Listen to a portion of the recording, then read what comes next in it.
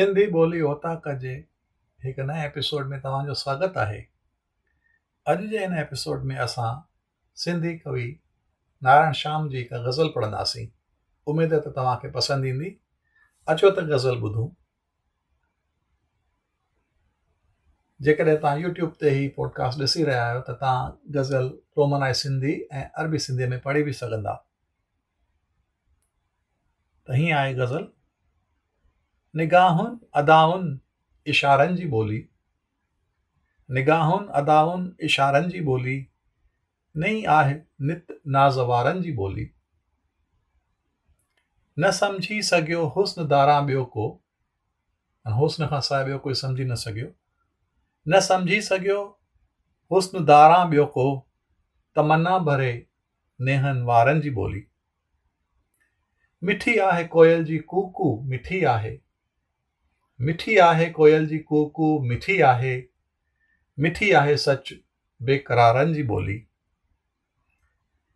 लिखियल छा न लाला जे वर्कनि ते आहे। हिते लाला ऐं वर्कनि लफ़्ज़नि जी माना सम्झणु घुरिजे। लाला हिकु गुल खे चइबो आहे पर्शियन में, ऐं वर्क माना पंखड़ियूं, गुलनि जूं पंखड़ियूं। त उन ते कुझु लिखियलु आहे त लिखियल छा न लाला जे वर्कनि ते आहे, लिखियल छा न लाला जे वर्कनि ते आहे, पढ़े बि कोई ज़ागदारनि जी ॿोली।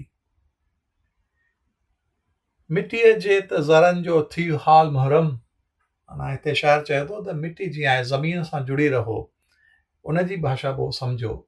मिटीअ जे ज़रनि जो थी हाल मुहरम, ॾुखी न आहे सम्झण सितारनि जी ॿोली।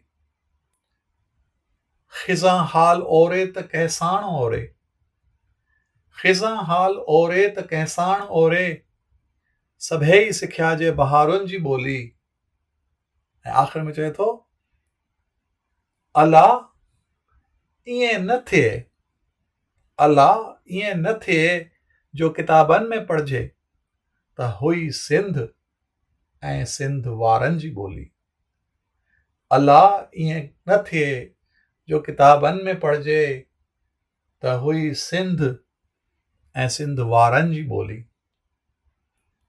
हिन गज़ल खां सवाइ ॿ मिसराऊं ॿियूं बि आहिनि जेके मां चाहियां थो त तव्हां ॿुधो। उहे बि ॿोलीअ जे बाबति ई आहिनि ऐं उन्हनि में बि हिकु सुठो स्नेहो आहे, मैसेज आहे। ॿी का आहे दिलि जी ॿोली, ॿी का आहे दिलि जी ॿोली, हिंदी आहे न उर्दू आहे, हिंदी आहे न उर्दू आहे। हाणे हिते शाइर जो तसवर ॾिसो, कहिड़ी इमेजिनेशन आहे। गंगा जमुना अमृत अमृत, हिते गंगा नदी ऐं जमुना नदीअ जो ज़िक्र थी रहियो आहे। गंगा जमुना अमृत अमृत, लेकिन थञ त सिंधु आहे। हिते शाइर चयो त भले मूंखे गंगा जमुना उहो सिंध मां हिते आयो, भारत में हिंद में रहियो अची, त हुनखे सिंध जी यादि अचे थी त गंगा जमुना हुनखे अमृत रूपी लॻनि थियूं नदियूं, पर जेको पाणी हिनखे हुनजे रूह में समायल आहे, हुनजे शरीर में रत वांगुरु वही रहियो आहे, उहो आहे सिंध जो मिठो पाणी। इन करे चवे थो गंगा जमुना अमृत अमृत, लेकिन थञ त सिंधु आहे। उमेद त तव्हांखे ही पसंदि आयो हूंदो। जेकॾहिं तव्हांखे पसंदि आयो आहे त ॿियनि खे बि शेयर कयो ऐं ॿुधायो। ऐं सिंधी ॿोली ओताक जो चैनल जेको आहे यूट्यूब ते सब्सक्राइब कयो, या एप्पल पॉडकास्ट ऐं ॿियनि ऑडियो पॉडकास्ट चैनल्स ते वञी करे उनखे सब्सक्राइब कयो। महिरबानी।